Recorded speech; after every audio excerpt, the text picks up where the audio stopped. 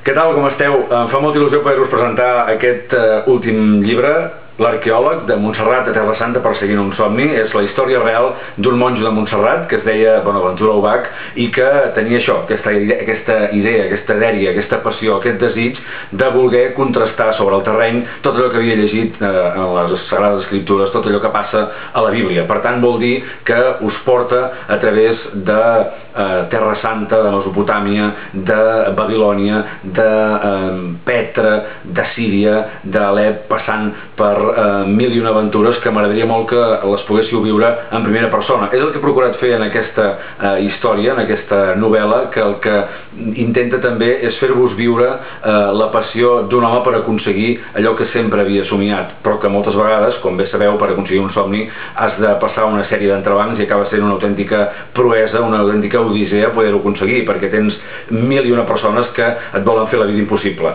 Al pare Ubach li va passar si fa no fa el mateix. Perquè ens entenguem, és una mena d'Indiana Jones, amb el mèrit que l'Indiana Jones, tot allò que li passava, diguéssim que era fruit de la invenció dels guionistes de Hollywood.